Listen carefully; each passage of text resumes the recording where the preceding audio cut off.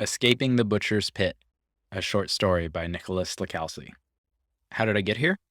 It's not how you would expect. Whoa, be careful where you point that thing. Most people take starships to get places, or underground transit in more industrialized worlds. Horses are a tried and true transport for galactic colonists worried about their next meal and their EV's next charge. I've taken them all at one point or another. But to get here, I came through a womb, like most mammalian beasts, and some alien beasts, as long as you don't hold too strict a definition. I came from my father's womb, born on a distant planet where everything was legal. My parents fled there to be themselves. Who could blame them? But with no laws, the powerful let the horrors in their hearts leach into the world. Being ourselves under their looming towers did little to protect us. My fathers provided what they could for as long as they could.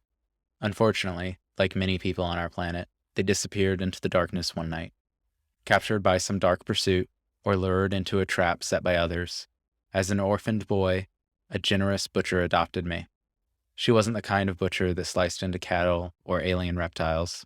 Kids were what she maimed, not with knives, but with explosives. The lot of us under her care worked the mines. We squeezed into gaps grown men couldn't reach.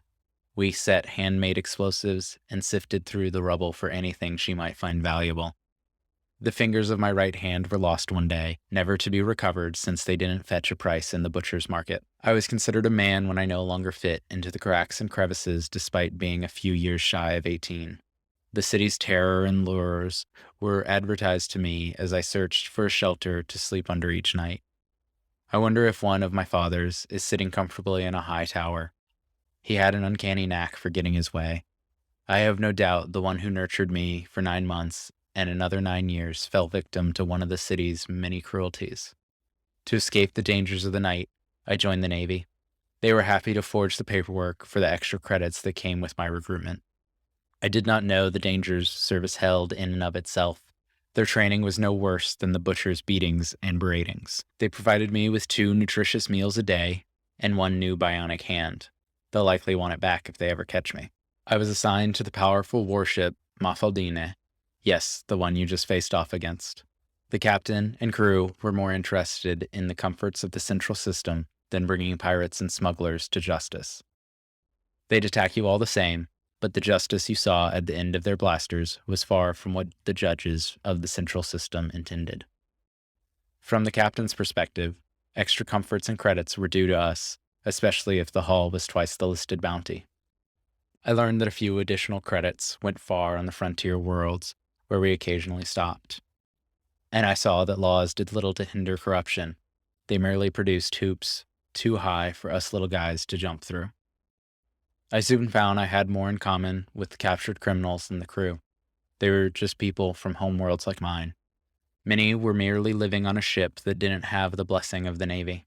Soon, I put my mining experience to good use and laid homemade explosives through the lower corridors of the Malfadine. Surely you didn't think your railguns were what opened the stockrooms into the void of space. I slipped onto the ship in the chaos of repairs and fighting. I hope that, despite the laser cutlasses singeing my neck hairs, you'll consider how that encounter might have gone without my help. Sure, you could have handled it. The world turned us into capable fighters. How else would we claw our way out of the pit we were born into? I hope to serve on this honest crew of pirates, since only a criminal genuinely acts out the role society wrote for us.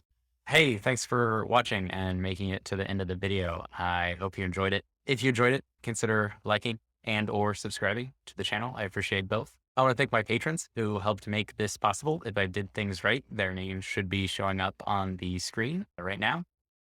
I'm excited to announce that I just released a book called A Trial of Rock and Rope.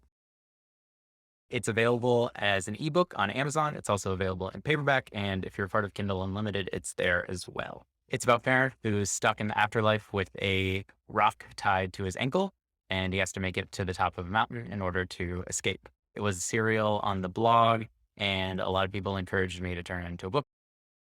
Really excited to see it out in the world. There will be a link to pick it up in the description if you're interested. Until next time, remember to look both ways before you step into the road.